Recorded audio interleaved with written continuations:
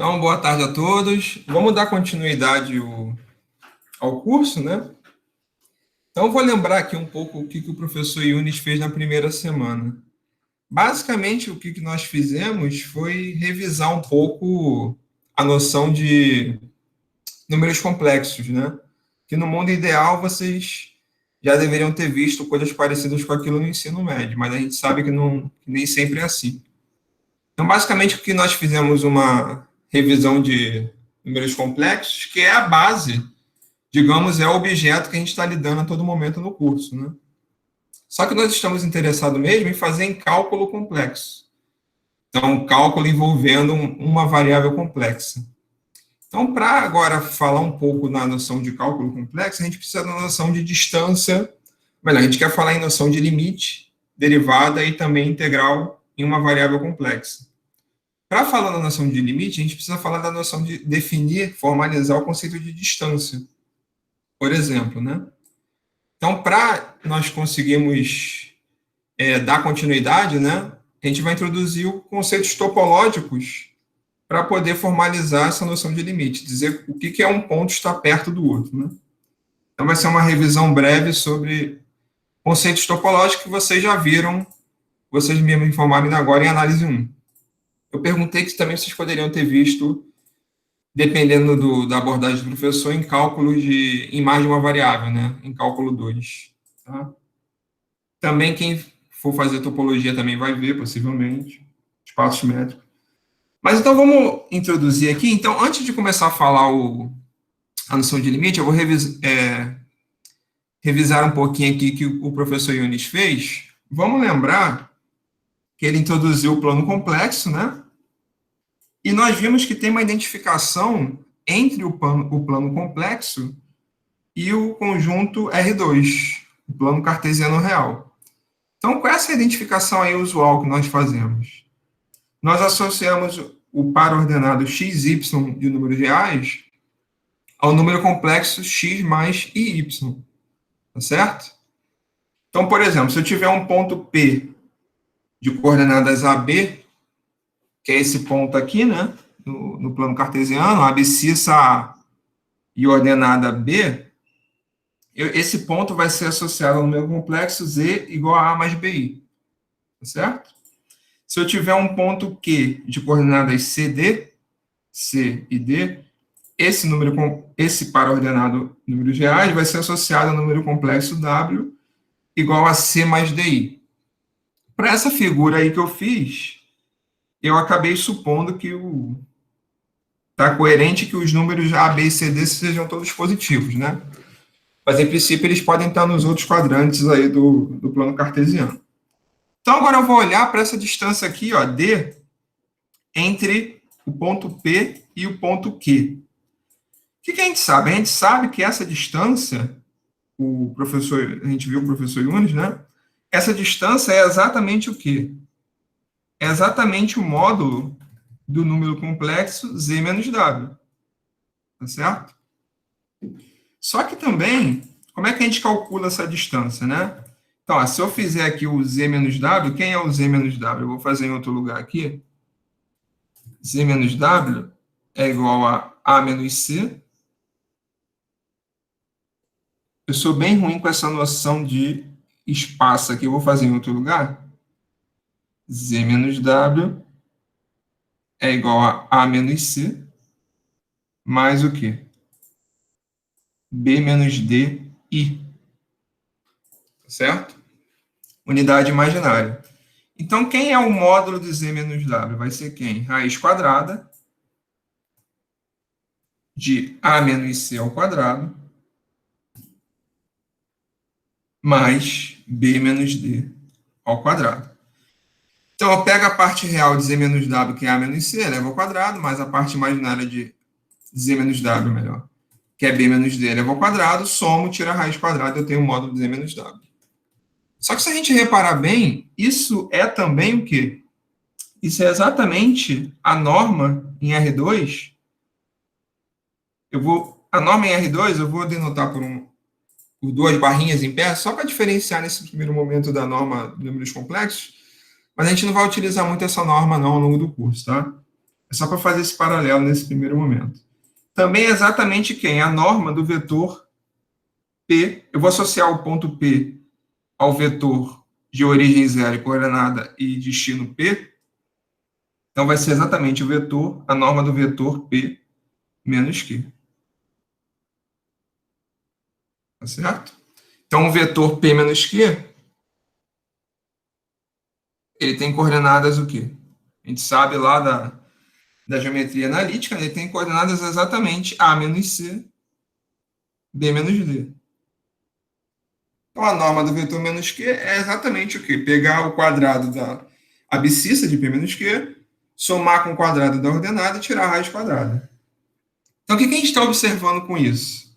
Essa aplicação de R2 em C, que leva a x, y em x mais y, ela é uma abjeção, tá? Claramente a gente sabe que essa aplicação é sobrejetiva e injetiva, ou seja, a gente sabe que eu estou usando essa identificação de R2 com C, e além disso ela também é o quê, pessoal? A gente acabou de ver aqui, olha, nessa igualdade aqui, que nada mais é do que uma isometria entre R2 e C. O que é uma isometria? É uma aplicação bijetiva entre espaços métricos que preserva a norma. Então, eu estou vendo aqui, olha, que o ponto P e o ponto Q, que tem essa norma aqui, né? Que é exatamente essa segunda linha, raiz de A menos C ao quadrado mais B menos D ao quadrado, que é exatamente a norma de número complexo, tá? Então, vamos guardar essa informação, que eu vou voltar nela daqui a pouquinho. Então, vamos... Opa, aqui já acaba a primeira página. Então, eu vou definir, a gente vai ver que tem um paralelo que vocês viram lá com a topologia, né, que vocês já viram. Eu vou definir, olha, dado um número complexo e um número real R, eu vou definir o disco aberto ou a bola aberta de centro Z0 e raio R como conjunto que dos números complexos Z pertencente a C, tal que a norma de o módulo de Z menos Z0 é menor que R. E o disco fechado, ou bola fechada de centro Z0 e raio R, vai ser o conjunto dos números complexos, cujo o módulo de Z menos Z0 é menor ou igual a R. Então, a gente vai ver daqui a pouco por que esses nomes fechados, né? Bola aberta e disco aberto fechados. Então, eu vou fazer um desenho aqui que eu não fiz. O que é a bola aberta, né? Então, eu vou fazer na mão aqui mesmo. Então, eu tenho aqui, digamos, o plano complexo. Eu vou pegar o número Z0. Então, vai ser o DZ0R vai ser algo mais ou menos parecido com isso. Então, eu estou colocando pontilhado que esse borda aqui ele não entra na definição do conjunto. Então, aqui está o meu raio R e um ponto Z pertence a Z0R, a DZ0R, se a distância de Z até Z0 é menor que R, tá certo? E o disco fechado, a diferença é que o quê? Eu vou considerar que é menor ou igual a R, então aqui está o Z0, esse igual aqui me possibilita que também entre o bordo e ao círculo, né? Então, o bordo também vai entrar. Então, aqui eu tenho D. Vou botar essa barra em cima para designar o fechado. Então, o que é esse conjunto? Aqui, no caso, é toda a parte de dentro, mais o bordo, e em cima é só a parte interior. Não entra o bordo, tá? Só estou achando estranho porque... Ah, tá, tem algo aqui embaixo. Estou fazendo confusão. Então, olha, por exemplo, represente graficamente os conjuntos D02 e D barra 2 mais I1. Então, o que seria isso? Vamos esboçar esses conjuntos. Opa. O D02, quem seria isso? Seria o disco. O primeiro valor aqui que entra é sempre o valor do centro do disco, né? Então, esse aqui é o Z0 e o 2 vai ser o raio. Então, D02, o esboço vai ser mais ou menos algo parecido com isso. Então, o centro é a origem, que é o zero, número complexo zero, e o raio está aqui, raio igual a 2. Tá certo?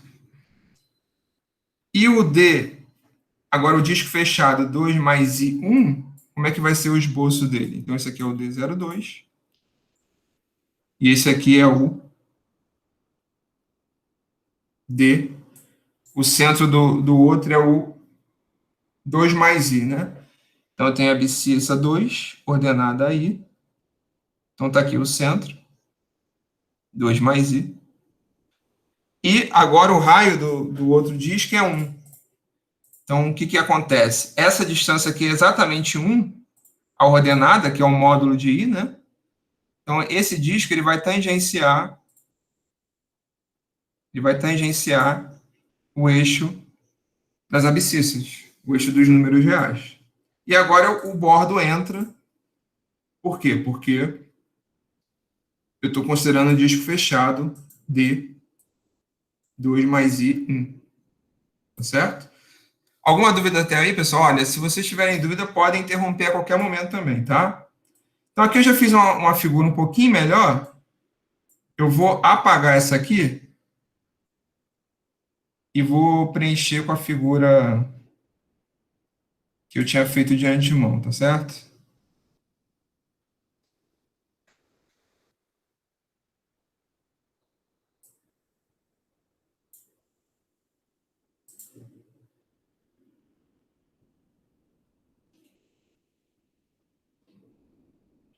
Então tá aí, ó, o D02, a borda pontilhada, que ela não entra, e o disco fechado D2 mais 1I, a borda entra, tá certo? Então, continuando, esse vai ser o conjunto, digamos, esses abertos D0R, esses discos abertos do primeiro tipo aqui vão ser a base da nossa topologia. Tá? Então, daqui a pouco eu vou voltar, não ainda, vou voltar naquela figura lá em cima, mas eu já adianto o seguinte, que perceba que isso aqui já era também um aberto lá no R2, tá certo?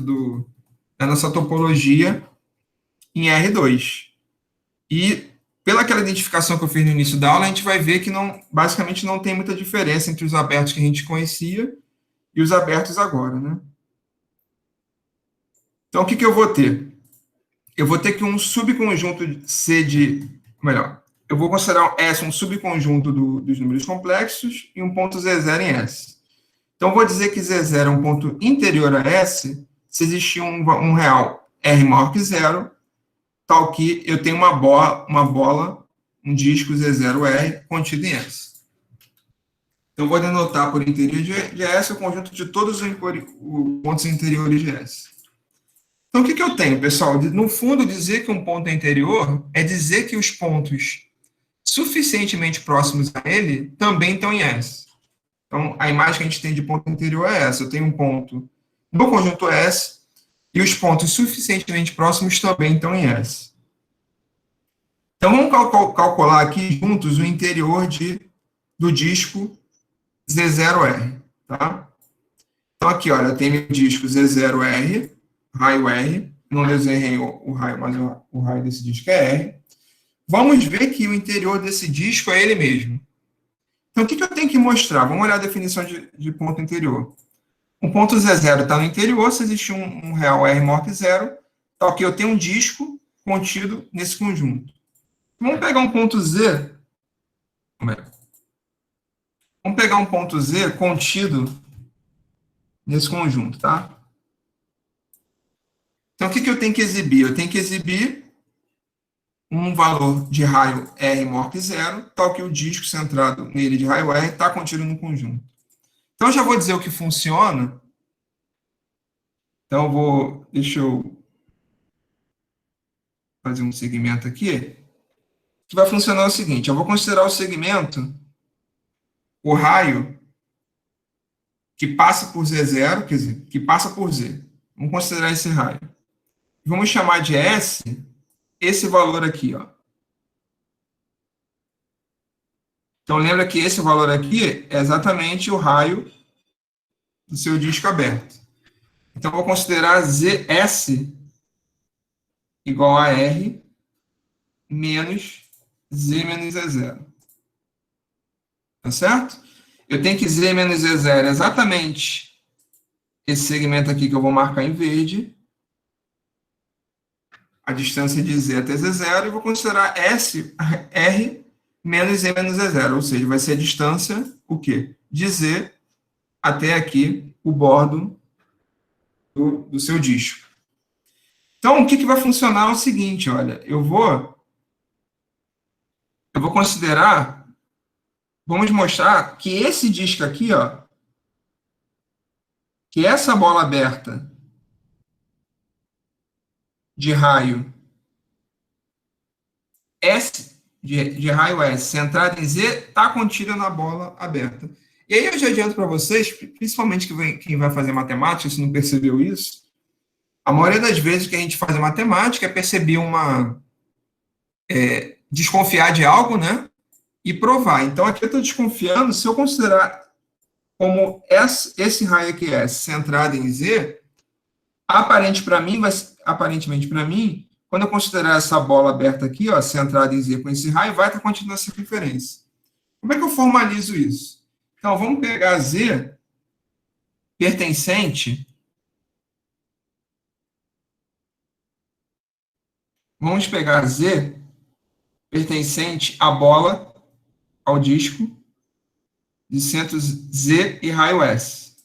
Tá? Observe que eu quero mostrar que esse disco está contido no seu disco original de centro Z0 e raio R. Então, é natural fazer o quê? Eu olhar para a distância entre Z e Z0. Tá certo? Eu vou mostrar toda vez que Z, para qualquer Z pertencente ao disco de centro Z e raio S, esse Z vai estar nesse disco aqui de centro Z, de Z0 e raio R. Então, como é que a gente vai fazer isso? Então, esse truque aqui é muito comum. Possivelmente vocês vão utilizar nas listas também. Eu vou usar o fato. Ó, pessoal, aqui vocês podem me corrigir, tá? Aqui não faz sentido eu pegar Z, porque eu estou pegando. Eu quero pegar qualquer W contido nessa bola. Então, vou pegar qualquer W contido nessa bola. Eu vou mostrar aqui. Qualquer W contido na bola de centro Z e raio S está contido no disco de centro Z0 e raio R. Tá certo? Então, como é que eu vou fazer isso? Eu vou estimar a distância de W até Z0, mas para fazer isso, eu vou usar o fato que eu tenho que usar o fato que o W está contido na bola de centro Z e raio S. Então, eu vou olhar para W menos Z, e o truque é esse, né? Eu vou adicionar Z e descontar Z. Vou descontei Z, adicionei Z, de forma que eu não altere a expressão que está dentro do módulo, tá certo? E aí eu vou usar a desigualdade triangular. Isso aqui é o quê? É W menos Z mais Z menos Z0. Só que W menos Z, quem é? É S. Certo? Melhor, W menos Z é menor que S. Então, isso aqui é menor. Isso aqui é menor que S. Então, isso aqui vai ser menor que S mais Z menos Z0. Mas quem é S mais Z menos Z0? Dessa expressão aqui, ó, é exatamente quem? R. Então, o que eu acabei de mostrar? Qualquer que seja W pertencente ao disco centrado em Z de raio S, eu acabei de mostrar que a distância de W até Z0 é menor que R. Então, eu acabei de mostrar o quê? Que esse disco aqui, de fato, essa bola aqui está de fato contida em quem? Na bola original de centro Z0 e raio R. Tá certo? Então, eu estou mostrando que o disco aberto, ou melhor, que o interior do disco é todo disco, que eu peguei Z um ponto qualquer. Alguma dúvida até aí, pessoal? Como eu falei, podem interromper, tá? Então, olha só, quem seria então o interior do disco de centro Z0 e raio R? Agora, o disco fechado. O interior do disco fechado de centro Z0 e raio R vai ser... Então, olha só, a resposta para a primeira pergunta é exatamente o disco de centro Z0 e raio R. Tá? O disco fechado de centro Z0 e raio R, observa que os pontos interiores pertencem ao conjunto, Z0 pertencente a S. qualquer ponto que eu pegue dentro do disco, eu posso usar o mesmo raciocínio anterior. Então, qualquer ponto que eu pegue dentro do disco, eu mostro que pertence a um ponto interior. Então, se eu pegar um ponto aqui, ó, digamos, Z, pelo mesmo motivo, e o raciocínio que eu fiz aqui para... Eu poderia também pegar qualquer raio menor que S, funcionaria. Eu vou mostrar que Z é um ponto, o quê? Interior também. Tá certo? Tem uma bolinha centrada em Z contido no disco. Já os pontos que estão no bordo, que estão no círculo de centro Z0 e raio R, não vão ser pontos interiores. Por quê?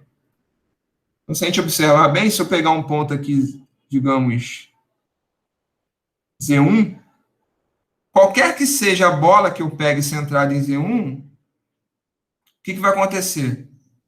Ela vai conter pontos também fora do conjunto. Então, esses pontos aqui, olha, estão o quê? Estão fora do conjunto. Tá certo? Pessoal, vocês estão me ouvindo? O Matheus falou que travou. Mais alguém está aí me acompanhando, pessoal? Tá dando para ouvir. Sim, sem problema. Ah, tá. Acho que foi com você, Matheus. Desculpa, Tá? fui eu que caí. Desculpa aí. Ah, não, tranquilo. Então, qualquer ponto que eu pegue no bordo, esses pontos aqui, olha, qualquer que seja o R, sempre vai ter pontos fora do disco. Então, os pontos do bordo não são pontos interiores, porque qualquer que seja o raio, tá, vai ter pontos fora do disco. Então, só deixar claro, né, quando um ponto não é interior, né, então vou escrever aqui, ó, Z não é interior, eu tenho que negar isso aqui, né? Ser um ponto interior é dizer que existe um raio, tal que a bola centrada nesse ponto e o raio está contido no conjunto. Então, Z não é interior a S quando? Se para qualquer R maior que zero, a bola de centro Z em raio R contém pontos do complementar de S. Certo? Então, toda vez que significa isso, né? Dizer que contém pontos que não estão em S. Dizer que a interseção da bola com o complementar de S é diferente de vazio. Tudo bem? Então, resumindo a nossa análise aqui, né? O interior do disco fechado também é o disco aberto. Tá certo? Então, continuando. Acho que eu tinha mais coisa para falar na parte de baixo. Então, quando é que eu vou chamar um subconjunto A de aberto? Um subconjunto A de C vai ser chamado aberto quando A é igual ao interior de A. Ou seja, eu já tinha observado que dizer que um ponto é interior significa dizer que os pontos próximos a ele estão no conjunto. Então, o que quer dizer que um conjunto A é aberto intuitivamente? É dizer que todos os pontos suficientemente próximos a ele continuam dentro dele. Tá certo? Então, pelo que a gente acabou de mostrar, olha, a gente acabou de mostrar que o interior de DZ0R é o próprio DZ0R. Então, pela definição de interior, o que eu vou ter? Então, mostramos que DZ0R é aberto. Certo? E não é nenhuma surpresa. O que a gente mostrou no fundo antes? Que a bola aberta, de fato, é aberta. O disco aberto. Eu tô chamando de bola às vezes que eu tô viciado já digamos, na topologia de R2, tá? Mas é sinônimo. Bola aberta, disco aberto, vai significar a mesma coisa, tá certo?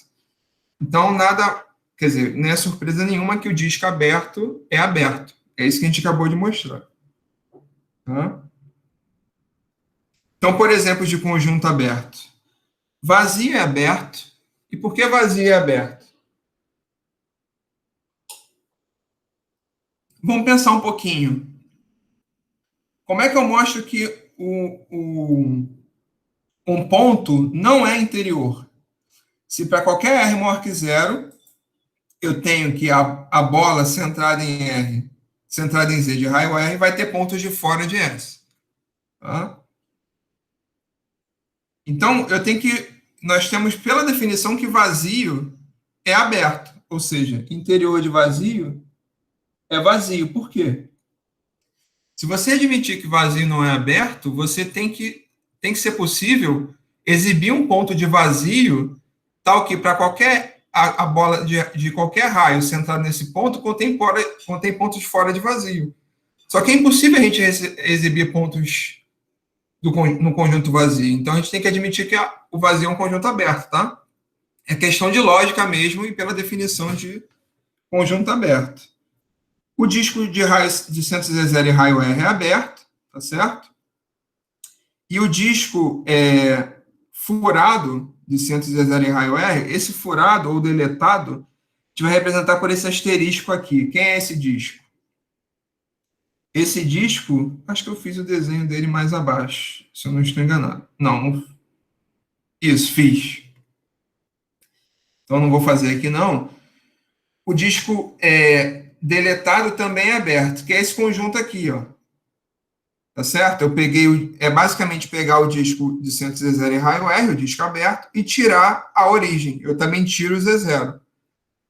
Então, de maneira parecida, vocês podem mostrar que qualquer ponto interior a esse conjunto, qualquer ponto nesse conjunto é um ponto interior. Vai ter sempre uma bolinha contida nesse conjunto. Daqui a pouco eu vou dar uma maneira de vocês identificar, de justificarem com um argumento formal que esses pontos são interiores, tá? E esse argumento também vai estar vocês vão usar na lista. Então, só voltando lá nos exemplos, então eu tenho vazio, o disco aberto, o disco furado, o disco deletado. Outro conjunto também aberto é quem? É o disco, o conjunto dos números complexos, tal que real de Z é maior que zero. Que seria o quê? Seria o real de Z é a abscissa, tá certo? Do número complexo. Então, se aqui eu tenho Z, aqui vai estar real de Z. E aqui imaginário de Z. Então, dizer que real de Z é maior que zero vai se dizer basicamente que o Z está o quê? No primeiro e no quarto quadrante. Então, esse conjunto achurado aí verde. E observem que o eixo imaginário está pontilhado, porque é exatamente onde a parte real é zero, não entra no conjunto. Tudo bem? Então, isso aqui é o conjunto Z, tal que real de Z é maior que zero. Então, aqui está o seu disco furado, o Z0 não entra. E qualquer disco fechado também não entra. Também não é aberto. Por quê? A gente observou ali em cima, ainda agora, que o interior do disco fechado, quem é?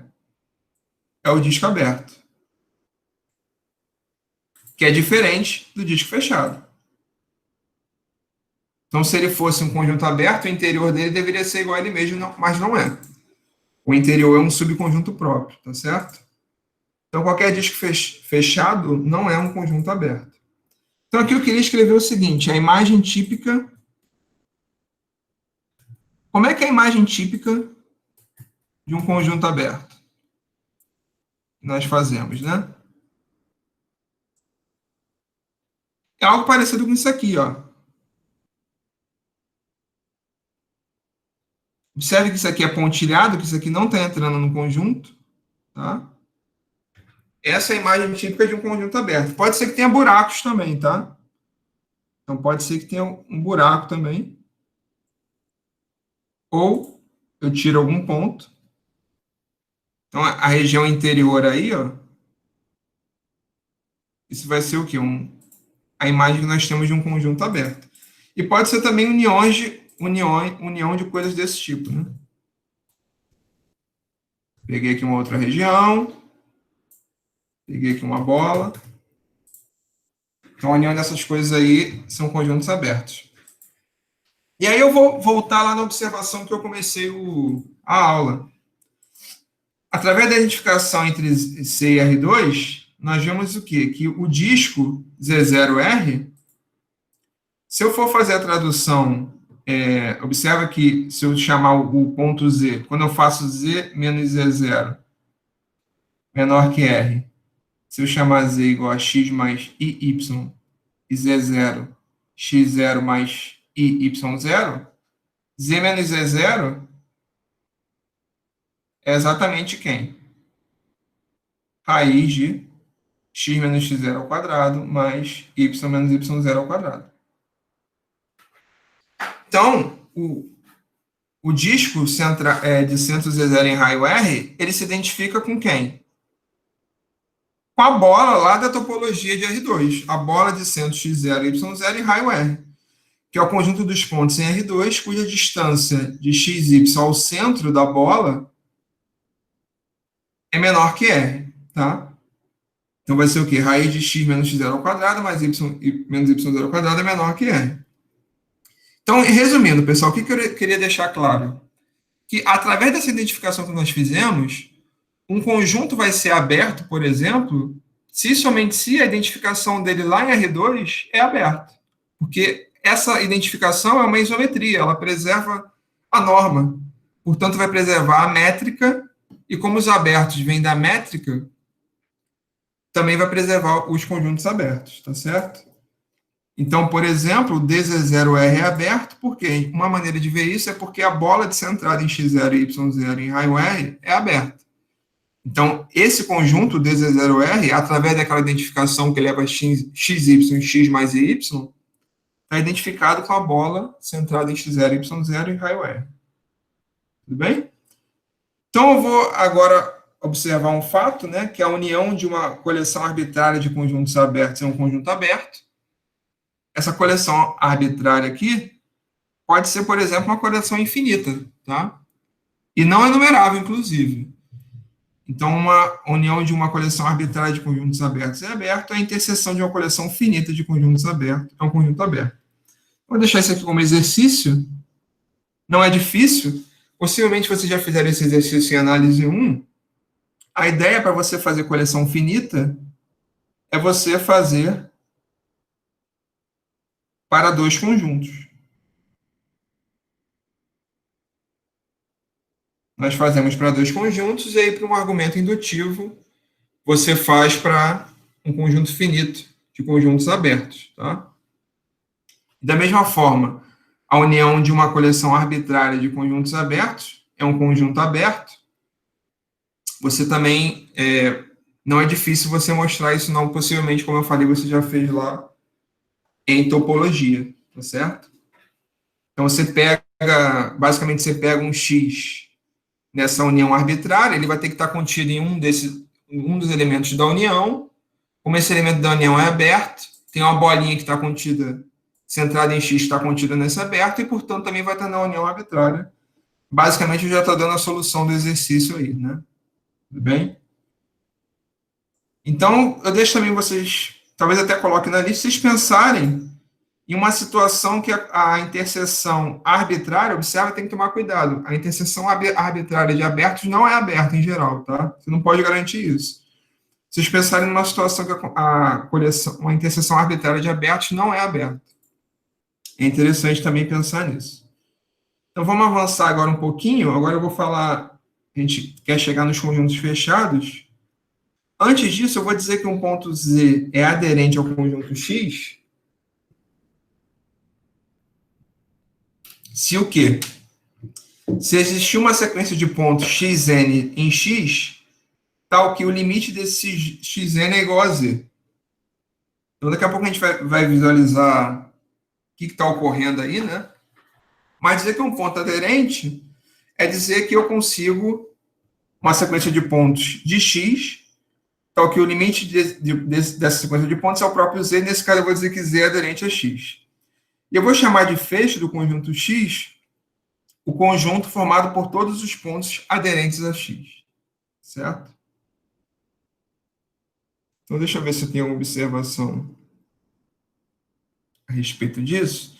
Então, olha só, qual é a situação? Suponha que você tenha um ponto Z aqui. Então, deixa eu trocar a cor aqui.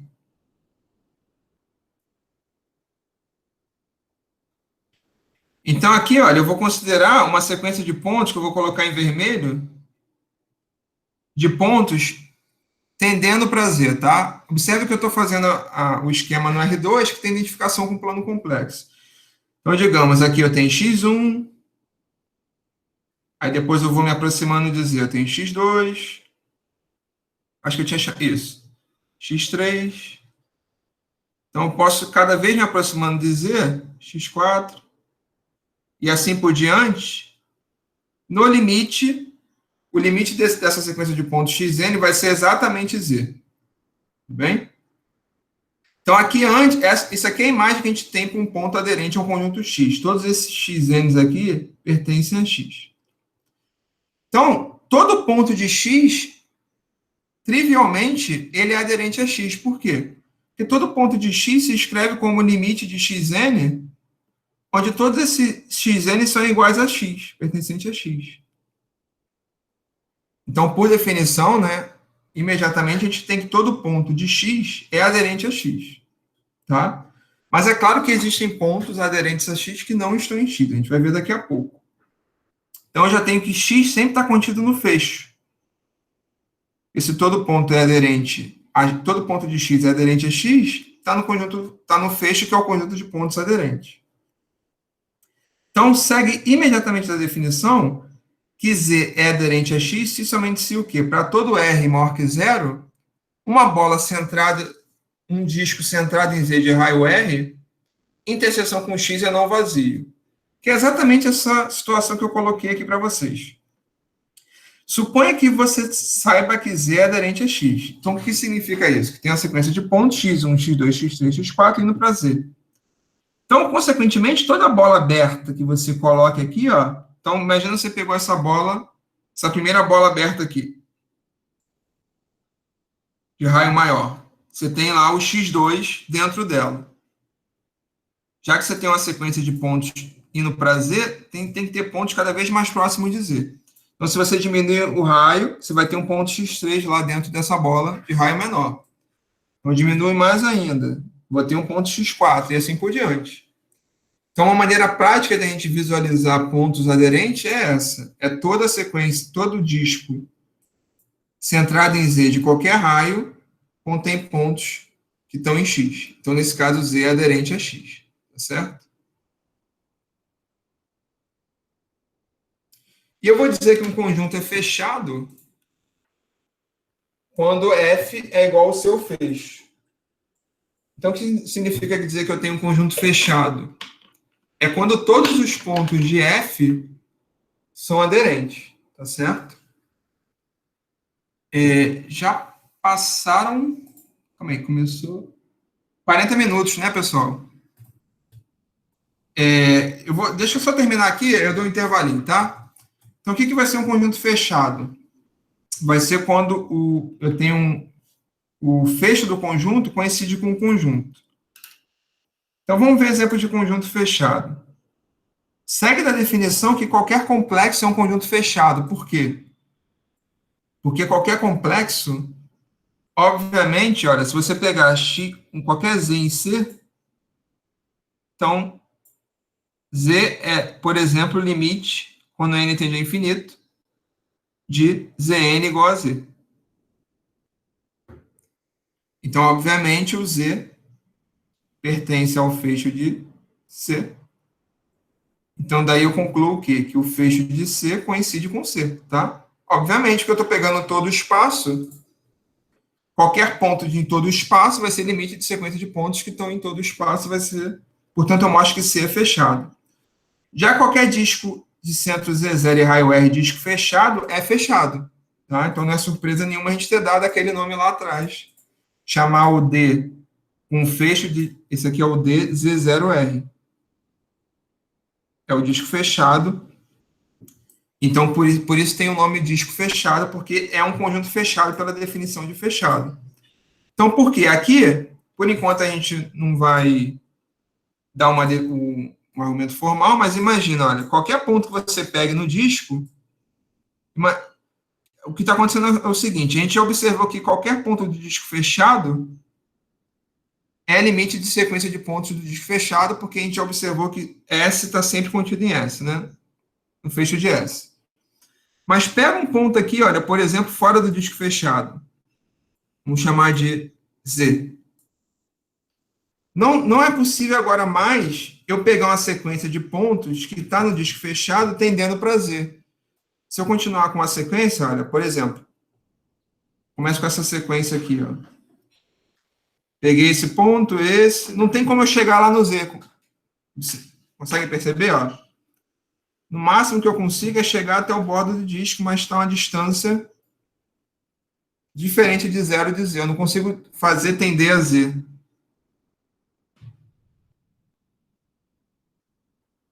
Tudo bem? Eu acho que vocês... Eu, pelo menos, desenhei aqui, agora não saiu na tela. Tá travado para vocês? Pessoal, vocês me escutam? Sim, professor, olha, não saiu na tela mesmo, não.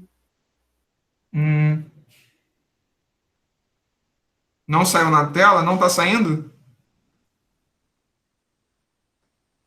Continua não saindo? Não tem Não tá desenho sendo acontecendo feito, nada, não. não. Então, calma aí, eu vou ter que... Só um minutinho, eu vou ter que sair da reunião, acredito. É estranho, eu vou... Só um minutinho, eu vou parar a apresentação e vou apresentar novamente.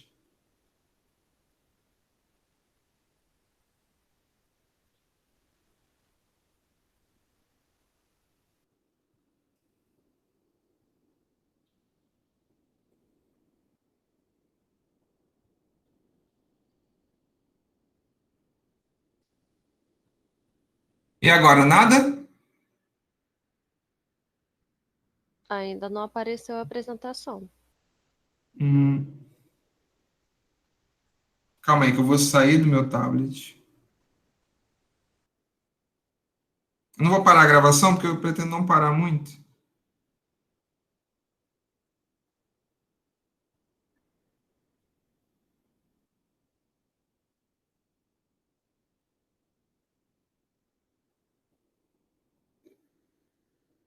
Eu peço também desculpa aí, um pouquinho de paciência, que a gente está sempre, pelo menos um pouco ainda, sem saber exatamente o tempo, né? Controlar esse tempo de apresentação.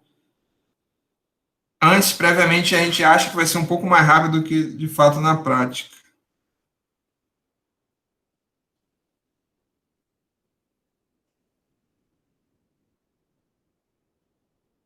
Agora voltou? Voltou. Isso, agora para mim também está aparecendo. Então, eu não consigo pegar um ponto fora do disco, fazer esse ponto, um limite de sequência de pontos dentro do disco, convergir para esse ponto, tá certo? Está fora do disco. Então, de fato, a gente tem que os pontos que estão no fecho são, de fato, os pontos do disco. E aí a gente tem que o disco é fechado. Então, já se eu pegar, por exemplo, esse conjunto aqui, olha, real de z maior ou igual a zero, também vai ser fechado.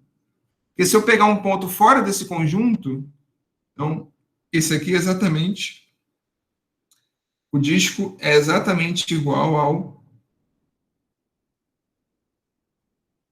isso aqui é exatamente igual ao fecho do disco. Ele coincide com o fecho dele. Se eu pegar esse conjunto aqui, U, real de z maior ou igual a zero, é o mesmo raciocínio. Se eu pegar um ponto fora de U, eu não consigo mais pegar pontos de U que convirjam para esse ponto, tá? Pelo menos eu estou dando uma noção intuitiva aqui, por enquanto, tá?